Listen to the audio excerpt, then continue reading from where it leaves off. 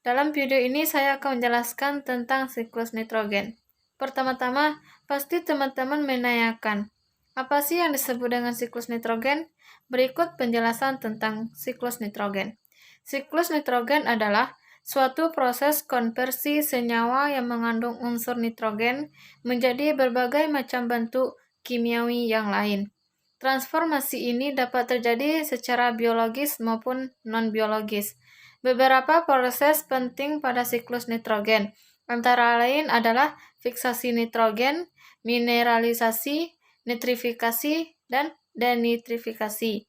Berikut adalah contoh gambar siklus nitrogen.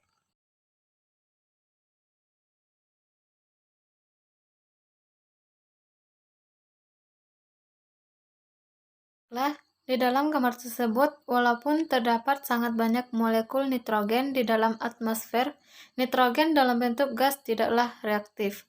Hanya beberapa organisme yang mampu untuk mengkonversinya menjadi senyawa organik dengan proses yang disebut sebagai fiksasi nitrogen. Fiksasi nitrogen yang lain terjadi karena proses geofisika, seperti terjadinya kilat. Kilat memiliki peran yang sangat penting dalam kehidupan. Tanpanya tidak akan ada bentuk kehidupan di bumi. Walaupun demikian, sedikit sekali makhluk hidup yang dapat menyerap senyawa nitrogen yang terbentuk dari alam tersebut. Hampir seluruh makhluk hidup mendapatkan senyawa nitrogen dari makhluk hidup yang lain.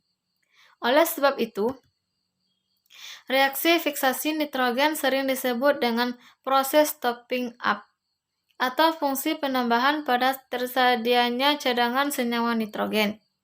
Vertebrata secara tidak langsung telah mengonsumsi nitrogen melalui asupan nutrisi dalam bentuk protein maupun asam nukleat. Di dalam tubuh, makromolekul ini dicerna menjadi bentuk yang lebih kecil, yaitu asam amino, dan komponen dari nukleotida, dan dipergunakan untuk sintesis protein asam nukleat yang baru atau senyawa lainnya.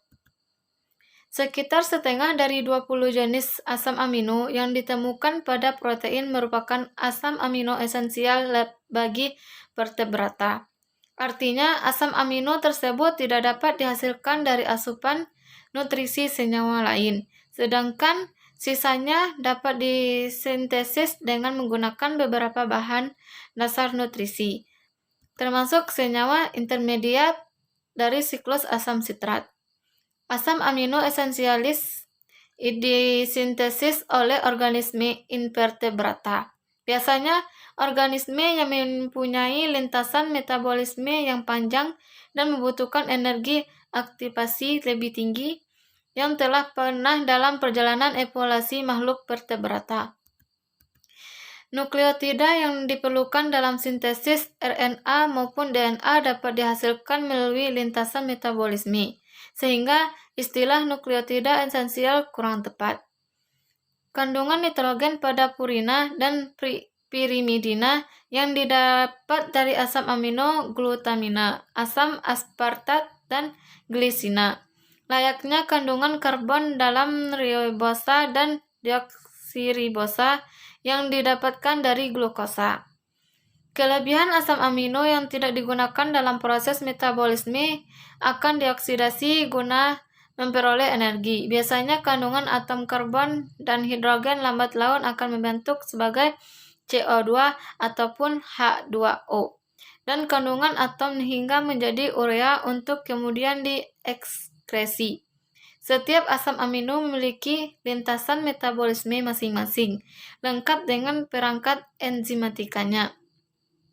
Itulah penjelasan saya tentang siklus nitrogen. Kalau terdapat kata yang salah, mohon dimaafkan. Saya tutup dengan Assalamualaikum warahmatullahi wabarakatuh.